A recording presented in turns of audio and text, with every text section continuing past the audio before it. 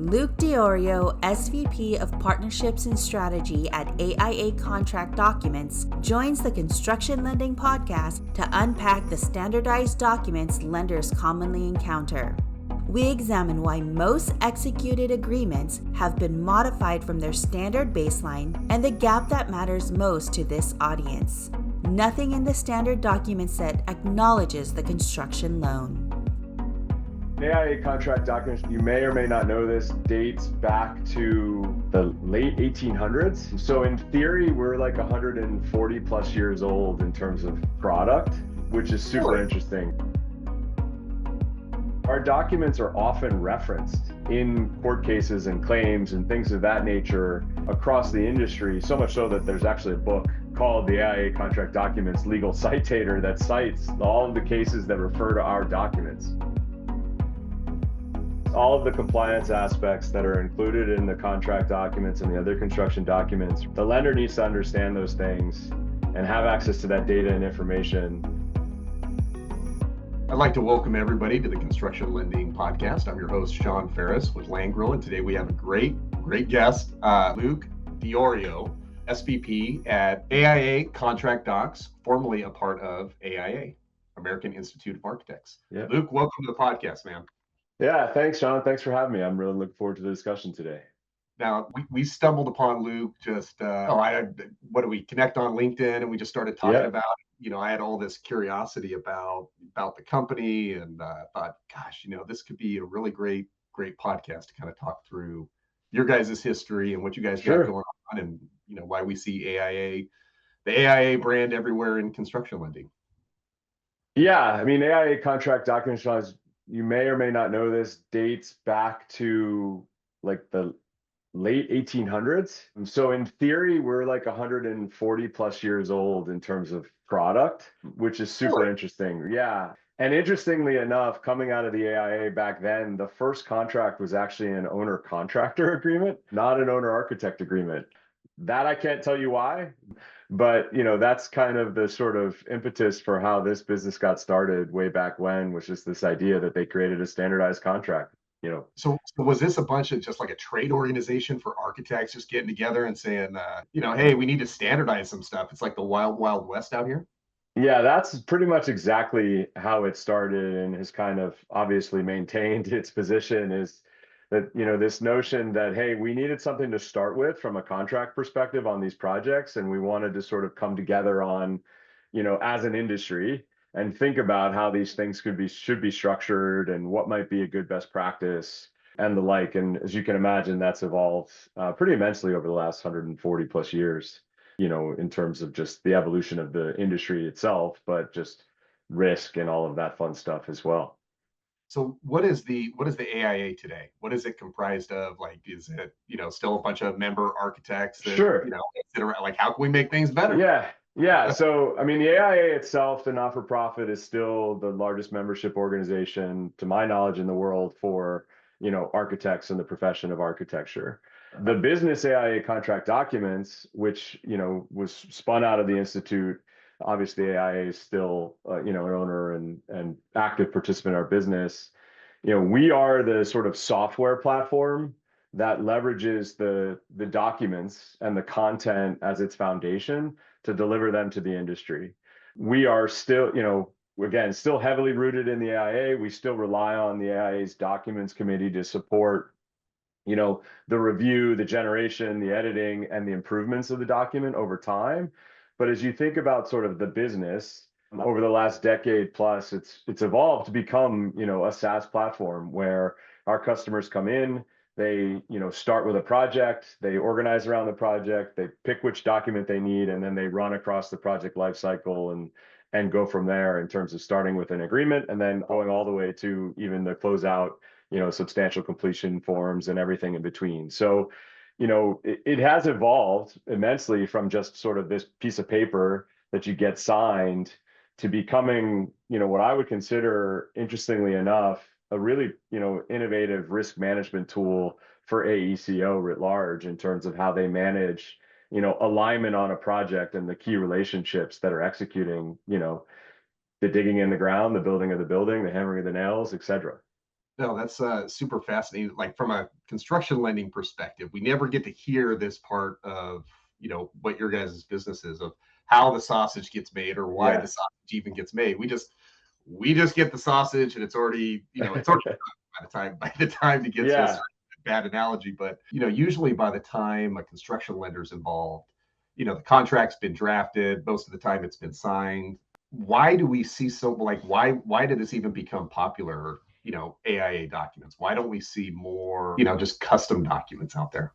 I mean, there are custom documents out there, right? And there are other industry standard templates you could use in terms of project type. We are obviously considered to be the capital I industry standard in the market. I think as you think about the evolution in terms of the process by which the documents are created, right, with this documents committee in the cycle it is in terms of continually being reviewed, updated to address this sort of evolving industry need by the people who are doing it, right, by the architects, by the coalition members we have in insurance and in contracting, et cetera.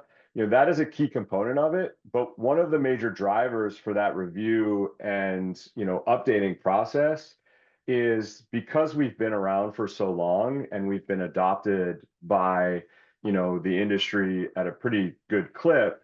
We have become somewhat of the standard and baseline for case law, right? So our documents are often referenced in court cases and claims and things of that nature across the industry, so much so that there's actually a book called the AIA Contract Documents Legal Citator that cites all of the cases that refer to our documents, right? So, what's great is you get this sort of neutral starting point that's already created for you. That's, not just someone who took pen to paper and decided to write something. It's really based on industry practice, successful projects, like having learned from unsuccessful projects and risk faced and things of that nature. And then you can, of course, position it and manage it to meet your own risk management strategy for the project. Your project type might be, very expansive. It might be smaller, or more parties, less parties involved, and things of that nature. But by starting with that key point that's been around for so long, kind of have a really good jumping off place to go and sort of align all the parties and implement that risk management strategy that you want through the contracts. I think that's something that I really had never thought of when asking myself the question is like, why do we see so much of this? But, around the case law, and I would describe it as, the documents are battle tested, Yes. right? And when you think about, wanting to put your, eggs in a basket, it's, hey, I'd rather have the battle tested version of this. Yes.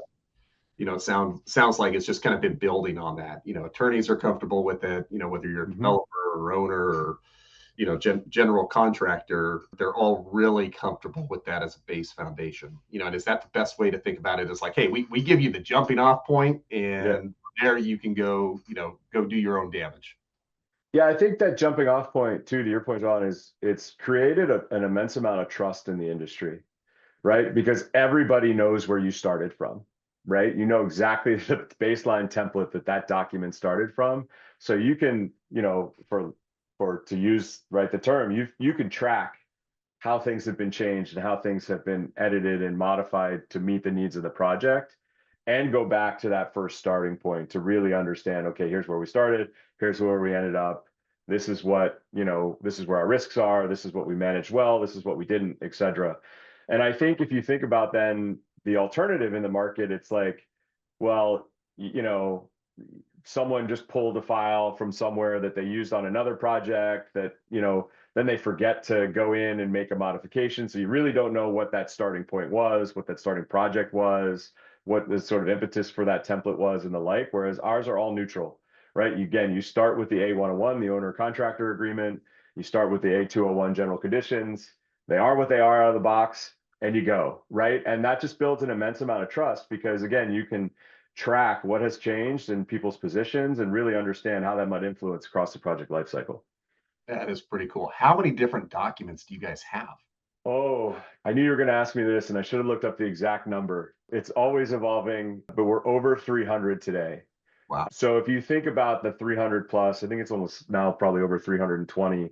That ranges everything from a contract, right? An agreement that's between two parties or multiple parties, the owner architect, the owner contractor, contractor sub, architect consultant, to all of the different forms that you may need on a project, right? So change order documents, lien waivers, our infamous G702 and 703 payment application documents, all of those things that post-contract are used to meet sort of the compliance elements of when you're on a contract. For example, when a change occurs and costs go up or things on the project change, we have a document that ties back to obviously the general conditions in the original contract to help facilitate that, and holds all of that data and information and advances it across the project all the way through substantial completion.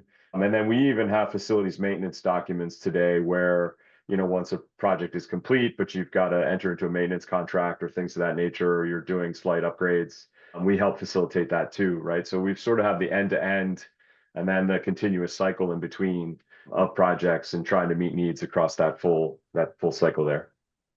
Yeah, I think we see, probably the most popular ones that we see are, the different contract versions, guarantee. I think you guys got one for like guarantee max price. Yeah, GMP, sure. And cost plus. And, then we see the infamous 702, 703, the payment application and continuation. I think there's one for like even a more detailed like schedule one that you can get as an addendum. Change orders is a big one. I think some of the lien waiver ones. Are they generic, or do you guys go all the statutory ones as well? We have all the statutory ones and some generic ones as well. So we've created obviously the state specific ones that different states have their requirements for. And then obviously not every state has requirements. So we've created generic ones as well. I think, funny thing is I think even one of the states has a required font in their statutory document, and I think it's somewhere out west, but I won't pick on any one particular state at the moment. But that's pretty unique, right? It's kind of interesting. And so in addition to understanding the risk management profile, you got to make sure you use whatever required font it is too. Now you're getting into my world. The font size, hey, does it need to be notarized? All that, all those little weird nuances and requirements. Now, what one thing that I'm kind of curious about is, not necessarily how the sausage is made, but the kind of the how it's being delivered. And what I mean by that, how many of these documents that we see, AIA documents, are coming from like an integration relationship, or is it coming from like the builder, the owner software that they're using, or do they go to your site, or how are these actually put together? Sure. Today, most of our customers, if not all of them, especially for contracts, come to our platform, right? Mm-hmm. They come to the Katina platform and they've got a subscription, and they can go in and obviously start their project, and then that will help you facilitate and select the right document and go through the process of editing and negotiating. We've got, an online editor. In fact, we've got a new editor coming out pretty soon, which I think people will really, really like. We obviously help facilitate, downloads to Word documents and things of that nature as well, knowing that not everybody works within the online editor. You may need to share with other parties for negotiating tactics and things of that nature. And then, they go through our platform. What's really interesting is we've got this certification process built into our platform. And, so our customers come in, they do what they need to do with their documents, they edit, negotiate, change whatever clauses they need to make. They can actually change almost the entire document if they need to. Even if they start with ours, they can go in and really make any change they want to. We're just kind of the recommended starting point, knowing that, risk is different in every scenario. But once it gets to the end and everything's finally sort of buttoned up and ready to be signed, we create what is, through our platform, this unique sort of certification, which makes it the official, ready to be signed, ready to be executed AIA contract document. And that's another element of this trust, which is super interesting, right? In the context of when the parties see that finalized version of the document, which puts all the livery on it, right? The AIA logo and the footer, and takes the draft watermark out and actually creates an additions and deletions report built into the document so you can see exactly what's changed. Like, that's when parties know, okay, I'm going to sign this and I know everything is official. We've already negotiated this. I know what's changed. Let's run, right? And they can do that. And that's a unique aspect for us, not just for our customers in terms of the trust and opportunity there, but as you think about the data and information that we have in our platform, right? We're able to track all of that information and in some ways feed it back to our customers so they sort of understand the dynamics of what they've changed on different projects with different documents. And maybe they want to, stay within a certain risk management strategy and make sure they sort of stay within the lines of what they've done in the past in terms of not deviating too far, et cetera. So that piece of trust and information from the certification process is really unique. And then the same happens for forms, right? Our customers come in, they fill out their forms. We are building out technical integrations with third-party partners so that things like the G702 and 703 can be used in other platforms. We don't have a payment management workflow today, but we know there are a lot of them that our customers use. So we're going to go meet our customers where they are and help facilitate that. And we have some, long-standing integration license partners in that space today.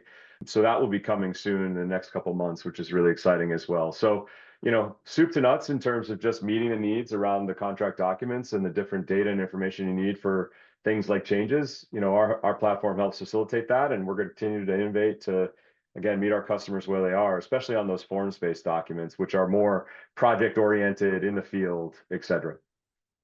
Now, you mentioned a couple things about like Sure. this, almost like this feedback loop. Like, are you guys able to identify trends like that are just kind of naturally changing? Hey, we're seeing a lot more of this, or we're seeing a lot more of that. And if so, like, what kind of trends do you guys see? Yeah, I mean, in aggregate, we can see trends, right? We don't try to get too deep into, at the project level or things of that nature for the obvious reasons. But at the aggregate level, we can see which clauses are most often changed, right? And to what extent, right? Is it, someone removed a comma, right? 7 out of 10 times? Or did someone change a substantial portion of the limits of liability clause 7 out of 10 times? And then we can obviously understand those changes and analyze and say, okay, well, is the industry changing, right? Is something in the industry forcing people to change this clause in a different direction than what the template sort of recommends, which has obviously been based on industry recommendations. So as we go through our review cycle, we can leverage that type of information to better the documents, right? And better the templates. What's also great is as we continue to innovate with AI, and think about things like contract risk review and the like, we can highlight those things, right? We can, for our customers, we can enable, as we think about our product roadmap, we can enable, simple things like, hey, you're modifying a clause you've never modified before in any of your contracts. Just flagging, you should know, like, why are you doing that, right? And so that customers can really understand, oh, wait a minute, why am I doing that? Or this project has a different level of risk, so I need to modify it to this level and I go forward, right? And those types of things. So making it easier for our customers from that perspective is one of the things we're trying to do with all the data and information that we have in the platform with, 11 million plus, documents out there in terms of all the data and information that's sitting there over the last few years. We think there's tremendous value there. That is pretty cool. So does it give you, I'm just personally fascinated. Does it give you Sure. like, hey, here's the implications for making this change, like almost like weighing into that legal opinion? We obviously try to stay somewhat away from really providing legal advice. We're not a law firm. We don't act as attorneys. Our goal is to help our customers understand like the deviation, right? This is you're moving away from what is considered to be more standard in the market. You should review that. We may be able to provide multiple levels of implication, but ultimately we sort of flag and say, hey, it's a little buyer beware, if you will, right? But hey, you should talk to your counsel, you should talk to your attorney, you may want to consult, someone else on this. But we are letting you know that, hey, you're making a change that, either the industry doesn't do, right? Because we've got access to this immense amount of data across all these different types of customers and project types, or even just your portfolio alone, like, hey, why are you doing this? And you should look into that. And then, of course, giving some reference points and things of that nature to help them, understand why it got flagged and what they might need to do with it. But we won't necessarily provide them with, the specifics of, the sort of legal piece. And we've always kind of maintained that position, right, as sort of the industry standard and the neutral party. Ultimately, it's up to our customers to understand and implement their risk management strategy in the most appropriate way for their firm. And with 40,000 customers, it's hard to meet everybody at that point, right? With all the different risk management strategies they have, from the sole proprietor to, the Turner Constructions of the world. So, we just help facilitate and make it the best we can. That's pretty cool. You Yeah, mentioned something earlier, sure. Katina. Yeah. What's Katina? Yeah, so Katina is kind of what we call our software platform today, right? So it's the workflow solution, the SaaS platform where our customers come in and access our documents and execute our documents and things like that. It's where all the data sits, it's where all the information are. So that's our platform. That's just what we call it in the business here. We've kind of rebuilt what was simply called ACD5.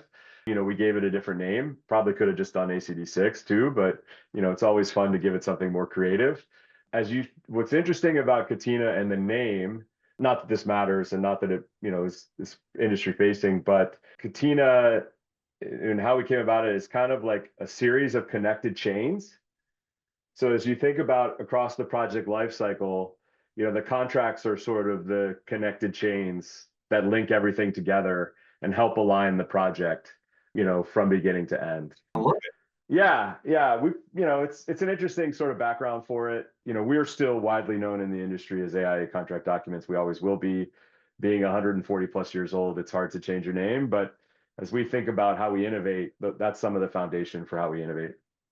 Very cool. Well, what else do you guys have on the roadmap for the future? Sure. Yeah. I mean, I think we're always innovating on content, right? And, we innovate on the core content today. So, for example, 2027 is a big release year for us. It's the 10-year cycle on what we consider to be the keystone documents. So that's the owner contractor agreement, the A201 general conditions, the B101 owner architect agreement, right? The foundational documents that are really core to our business.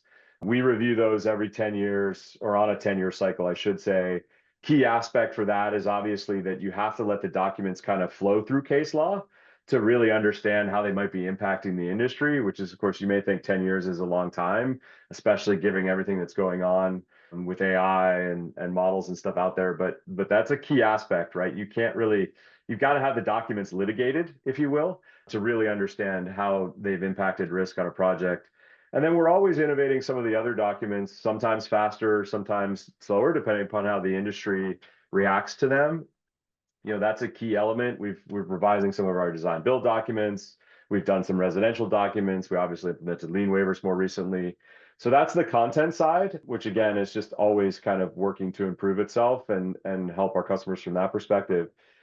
As you think about the software, one of the reasons that this business has sort of carved itself out is that it is a true SaaS platform. So as we think about that and, try to innovate, obviously the new editor that's coming out, I think, driven mostly by feedback from our customers, like every good product org is really getting the customers to say, here's what we really need as you think about this business.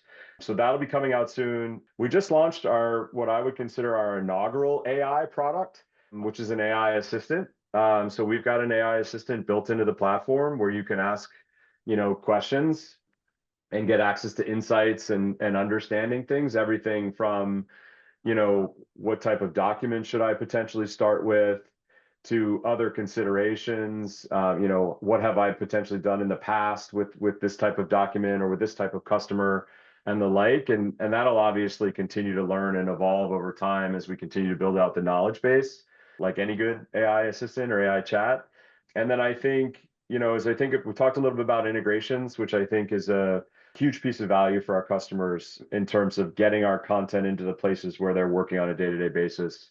Again, thinking about where they are in the project lifecycle and the payment management changes, et cetera.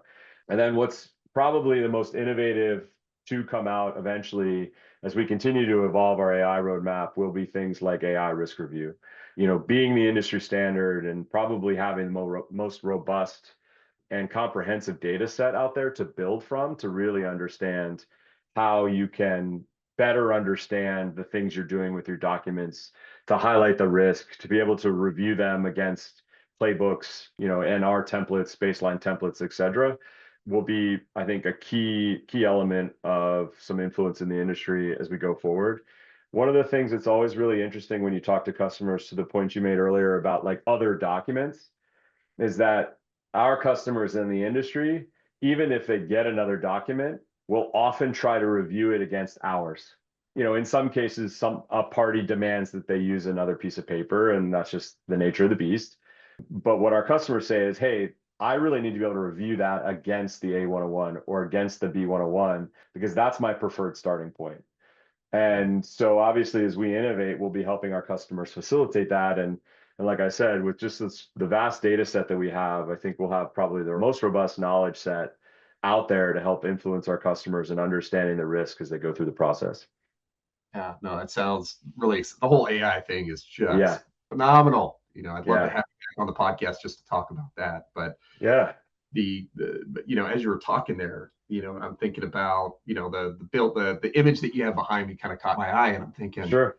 how much money is probably saved by the owner or the financial institution or different contractors where you say, hey, we're going to use AIA documents for this project. That's it, right? Yeah. And instead of having to go through this, drag in attorneys every time a new document surfaces, I just think about it at scale, right? So Yeah, you probably have millions of pieces of paper by the time you're building something the size, of what we see behind you, which is sure. a tall skyscraper. And, the amount of lien waivers that are exchanged and contract forms and the paperwork is just insane. So if you got to reduce that, get it down to a base model, it's probably got to be really impactful. I mean, have you guys done any studies on that or?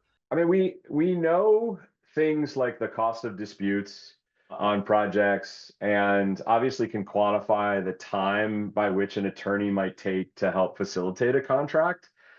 And, we haven't done necessarily a formal analysis, but, one would suggest that if you use our documents out of the box, fill in a couple variable forms, sign it and run, you're at less than 30 minutes, right? At most. And if you look at the average hourly rate of an attorney, not to knock my attorney friends, there's some significant cost savings there, especially if you've got an unlimited license to our platform, right? So, that is a big piece. But it is interesting as you said that sort of I would argue, and I think our data suggests that like actually a very large portion of our documents are modified, even though we've created this sort of industry standard starting point. Customers do modify things to meet their needs, which doesn't mean that they can use them right out of the box, but we're happy to help facilitate that. And in some cases, we hope that creating that standard saves them at least a startup cost element, if you will, of having someone sort of start with the first letter on the page and go through there.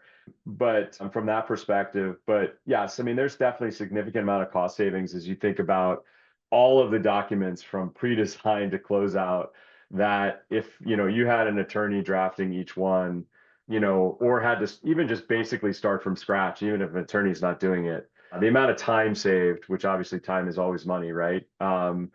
Is there, and our customers value that from that perspective.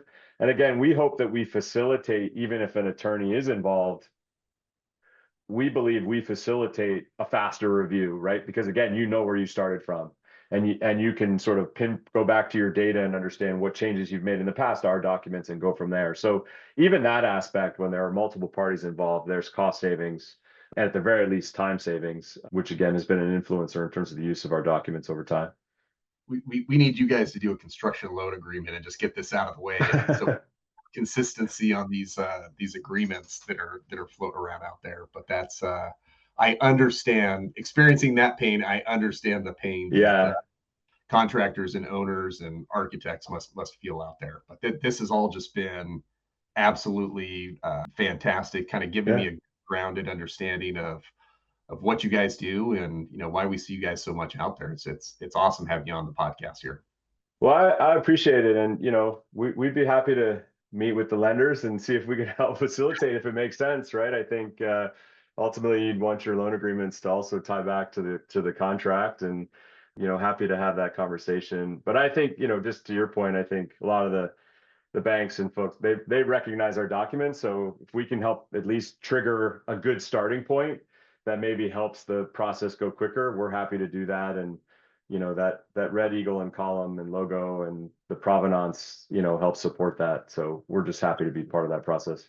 I would love to, I'm going to jump in here because I would love to see what we call like an acknowledgement form, right? So there's in a lot of situations, the lender's relationship is going to be with the owner, right? Sure. The borrowing party. And then, then they have a general contractor, especially like on the residential consumer side, which is pretty fascinating, but well protected for consumer protection, right? So, what we see is like just this, we see a lot of your documents that create that relationship between the owner and the general contractor.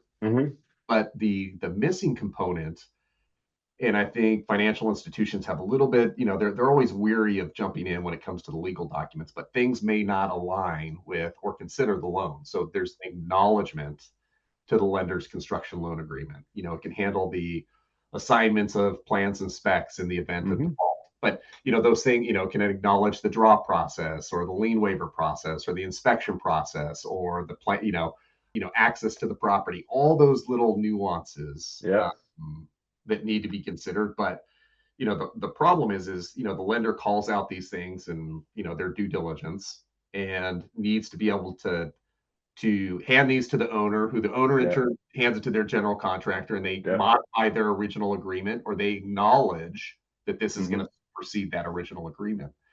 But to have that AIA brand on that document, so what they're receiving is familiar, that I think is a great way to build trust, and what they're getting into is standardized. This has been vetted out. That would be a huge step forward. That's where I would start. But what do I know? I don't know that we'll have something exactly like that coming soon, but I think is what you're describing is almost like the lender cheat sheet, right? The compliance, all of the compliance aspects that are included in the contract documents and the other construction documents, right? The lender needs to understand those things and have access to that data and information so that, they can help facilitate draw requests and do all of these things and know that, the RFI was turned around in the right period of time, the change order was signed, the pay app's been reviewed and is approved. It can go, and within the windows of time with all the aspects. I think you'll see something coming like that soon, at least in terms of a summary set of data and information that might influence those aspects of things. No promises, but I think we've heard that from our customers, and at least providing some level of that data back so that you don't have to go through a 105-page document to search for them, right? Just pull them out and run. I love it. Love it. Well, Luke, we always get to the end of the podcast and we have this little kind of rapid fire session. Sure. I throw out some questions for you.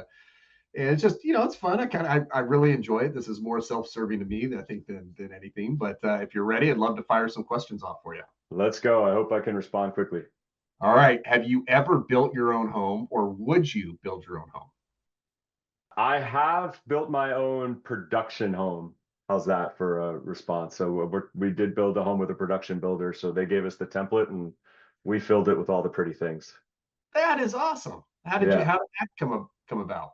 We actually, so I live in southern Delaware at the beach. And during COVID, we moved here into a vacation home from the DC area. And on a whim, my wife went to look at a property, saw that one of the big, production home builders here was building a new development. And 3 days later, I looked at the model. 10 days later, we wrote a check, and the rest is history. Obviously in the production home space, they give you sort of the baseline template, right? Like this is the model.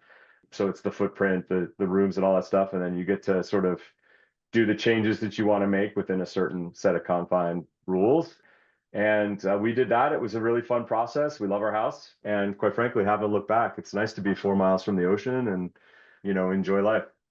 That's pretty cool. That's really cool. All right. Question number 2. Sure. Recent product discovery, something you've ran into that just has been a game changer for you. And I'll give you a means of an example. Mine was my Ember mug. Absolutely love this thing. Keeps it, same temperature, first sip to last sip. Game changer for me, right? Yeah. Anything like that you ran into that was a game changer for you? Oh, that's a good question. And I actually have an Ember mug right on my shelf here too. So that's, I can't use that one. We were talking about this earlier. The remarkable is like it's the coolest thing, right? Like I'm a note taker, doodler, and don't even necessarily, for me personally, like it's just about getting it written down, and then I don't always have to go back to it, right? But I just need to have my hand write it down. And I ended up with like 15 different notebooks in the past, right? Because it would just be what's in front of me at the time to take notes. But now I've got this really cool tool. Like you said, the pencil's super cool. I can download and send myself the PDFs and capture the notes that way. That's been a bit of a game changer for me in terms of, getting my gibberish down in one place and always having it in one place versus like these 10 little notebooks that end up floating around. Then I can't find it, I can't reference it, etc. So that's been a really, big thing for me. And then, just the way every day I'm learning new things in terms of how to leverage AI in the things that I do and the things that my colleagues do and how we're thinking about product development. And I mean, I know this is like so cliche, but it's like it's hard to keep up, but I like the race, right? In terms of kept trying to stay on top of the innovation that's coming through with the way these things are used. I don't think it's the end all be all, but it's such an enabler of efficiency and opportunity. If anybody from Remarkable is listening, let's build Remarkable AI into the Remarkable so it can like make my words look nicer, so I can read it next time. But we'll see if they're listening. Yeah.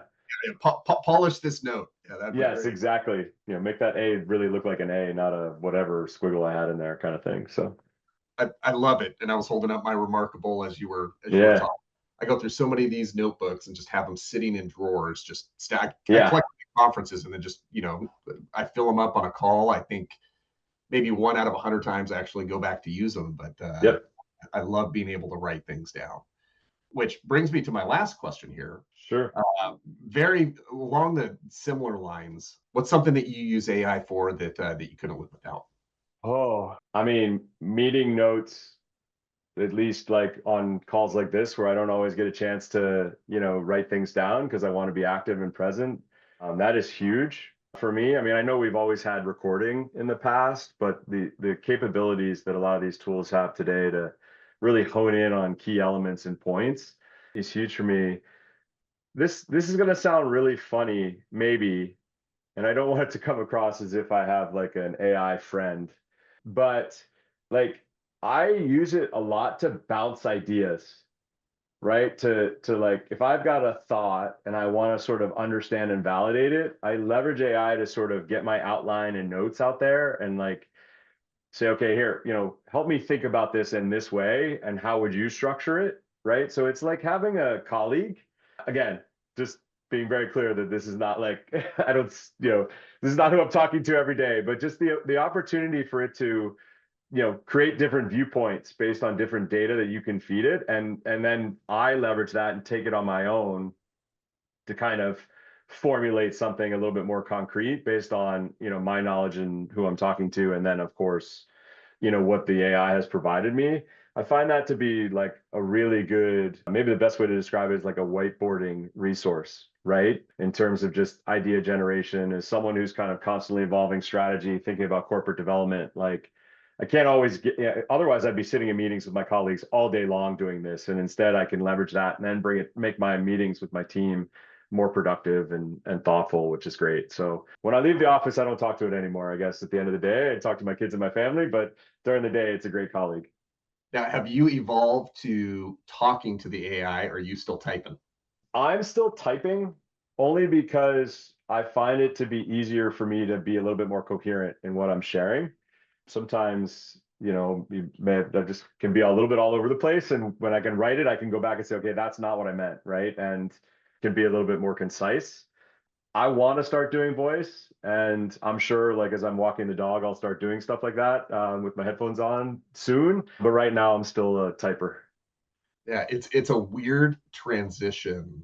And I probably say I'm on the bridge right now Sure. in between the two where you get into the more conversational modes where you can talk and then it responds back. And, I was thinking about that as you were talking about like, hey, I love bouncing ideas and it's kind of my friend, but I don't know. Yeah.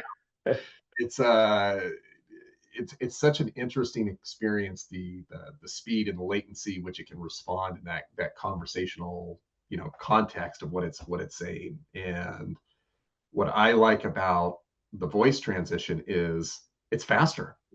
You Yeah. just blurt out a bunch of stuff. My chain of thought, I use chain of thought, my kind of thought process and the way the words come to my voice, Mhm.